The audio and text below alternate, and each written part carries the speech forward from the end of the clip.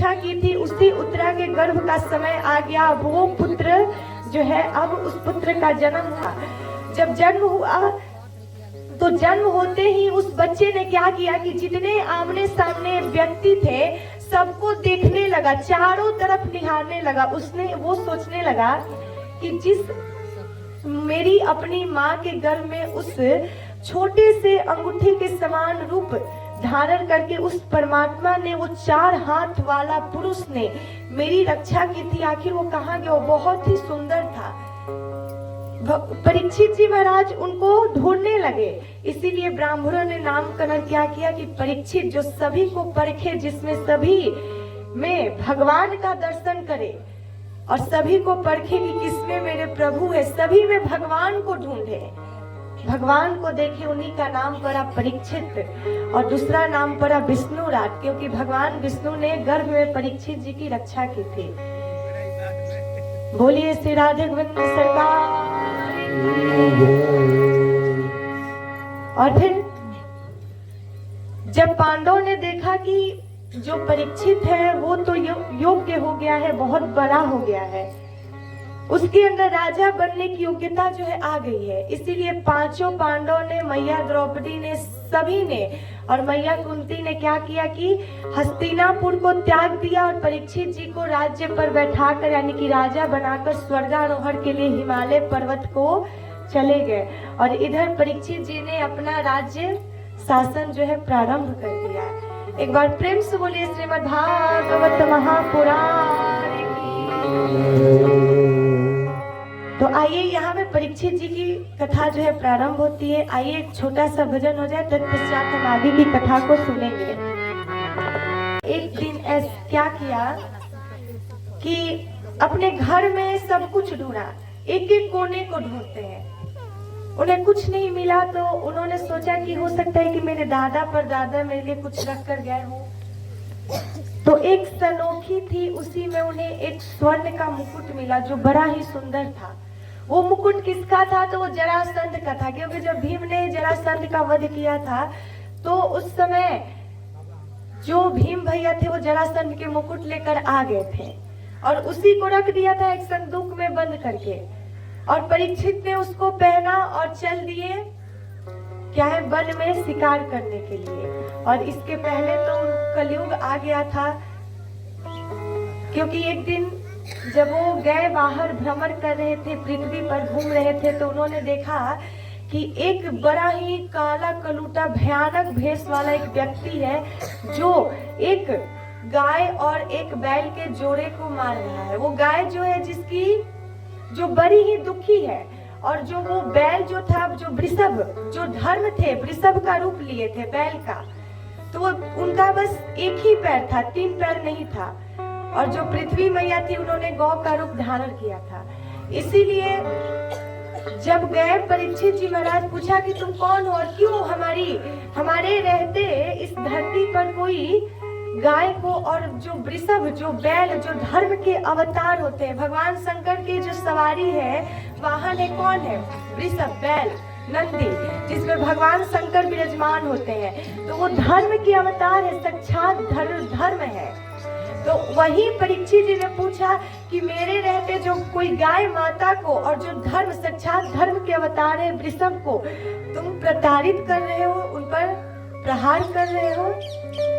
परीक्षित जी ने जैसे ही कलयुग को मारने की कोशिश की कि कलयुग परीक्षित जी के चरण में गिर पड़ा, कहा कि महाराज आप हमें क्षमा कर दीजिए, आप तो जानते हैं कि इस धरती के एकमात्र राजा आप ही हैं और आपके रहते ये कलयुग जो है दर दर पर भटक रहा है, हमें कोई शरण ही नहीं मिल रहा कि हम कहाँ जाए, कहाँ रहे, इसलिए हमें कोई आप स्थान दीजिए। तो परीक्षित जी ने 4 स्थान दिए, धुत्तम, पानम, स्थिरया, यत्रा धर्मस्य चतुर्विधा। धुत्तम मतलब होता है धुत क्रीड़ा, जुआ खेलना। पानम मतलब शराब पीना, मदिरा पान करना। धुत्तम पानम स्त्री जो व्यभिचारिणी हो, गलत व्यवहार वाली हो, वो स्त्री। और सूना मतलब हिंसा, झगड़ा करना, कलह कलेश करना। ये 4 जगहों पे जो है कलयुग वास करता है और आजकल कलयुग में ये चारों ही है, ये चारों की वृद्धि हो रही है। इसीलिए परीक्षित जी ने कहा कि तुम जाओ इन चारों में वास करो। लेकिन देखिए कि ये परीक्षित जी पर भी कलयुग जो है सवार हो गया था, क्योंकि कलयुग ने उनको स्पर्श किया था जब चरण में गिर गया था। तो इसीलिए कलयुग ने जब स्पर्श किया तो आज परीक्षित जी ने वही मुकुट जो एक कलह कलेश का झगड़ा किया हुआ और झगड़े में लिया गया मुकुट था, उसी को धारण करके वो चले गए वन में शिकार करने के लिए। उन्हें वहां पे इतनी जोर से प्यास लगी, इतनी जोर से प्यास लगी कि उन्हें कहीं भी प्यास बुझाने का सरल नहीं मिला। एक ऋषि, एक महात्मा थे, श्रमिक ऋषि के आश्रम पर गए। श्रमिक ऋषि ध्यान में मग्न बैठे थे और भगवान का ध्यान कर रहे थे। परीक्षित जी ने उनको इतना चिल्लाया और इतना उनको कहा कि अरे उठिए महाराज, हमें प्यास लगी, हमें आप जल दीजिए, लेकिन वो महात्मा नहीं उठे। तो एक मरा हुआ सर्प वहीं पे पड़ा था, उस मरे हुए सर्प को लिए और उस महात्मा के गले में डाल दिया और चले गए।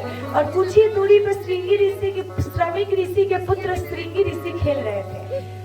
जब पता चला तो उन्होंने श्राप दे दिया कि जिसने भी मेरे पिता के गले में मरा हुआ सर्प डाला है, आज के ठीक 7वें दिन उसकी मृत्यु हो जाएगी और तक्षक नाग जो है उनको डस लेगा। जब परीक्षित जी महाराज अपने महल में आए और अपने मुकुट को उतारा, तब उनको आभास हुआ कि मैंने कितना बड़ा अपराध किया है।